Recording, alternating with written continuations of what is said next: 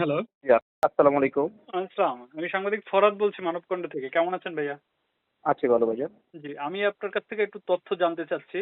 Just এখন পর্যন্ত মামলাটি মনে হয় হয়নি। ওইদিন ওই খিলক্ষেতে হাজী কি বলে বড়ুয়ার আলাউদ্দিন দেওয়ান উচ্চ বিদ্যালয়ের ছাত্রদের উপরে মানে ছুরিকাঘাত হয়েছে। আদর্শ আদর্শ আদর্শ বিদ্যাপীঠের সাথে একটা গন্ডগোল হয়েছে স্টুডেন্টদের, এই তো?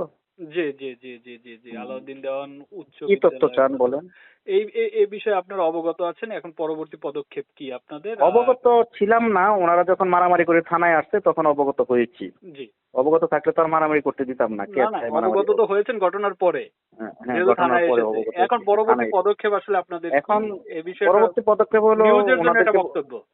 নিউজের জন্য বক্তব্য হলো যে উভয় যারা মায়ের খাইছে ক্ষতিগ্রস্ত ব্যক্তিদেরকে এজাহার দিতে বলা হয়েছে। এজাহার তদন্ত সাপেক্ষে আইনগত প্রক্রিয়া ব্যবস্থা গ্রহণ করা হবে, এটাই তো আর কি।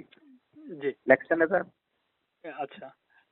যার হয়েছে কতজন আহত হয়েছে বলে আপনাদের কাছে তথ্য আছে? আমার কাছে আহত হওয়ার তথ্য আছে 5 জন, একজন 6 জন।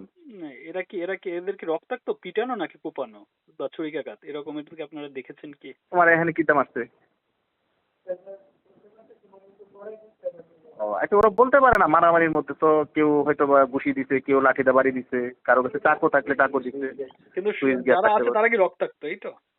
হ্যাঁ, স্টুডেন্টরা মারামারি হলে যা হয় আর কি ভাই। বুঝতে পেরেছি। আপনারা বলতেছেন এটা স্টুডেন্টের ঘটনা।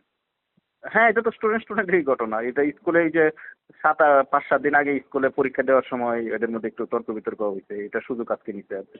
না, এখানে নাকি ইভটিজিং এর একটা অভিযোগ করতেছে তারা। না, আমার কাছে ওই তথ্যটা নাই। প্রথম তথ্যটা ছিল এটাই আর কি। জি, জি।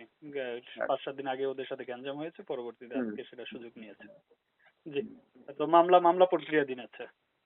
আইনগত ব্যবস্থা প্রক্রিয়া দিন। এখন স্কুলের টিচারদেরকে ডাকতে হবে, এটা তো স্কুলের বিষয়। জি, বুঝেন নাই, সব জায়গায় তো এ করতে হবে। দেখি কি করা যায়। জি।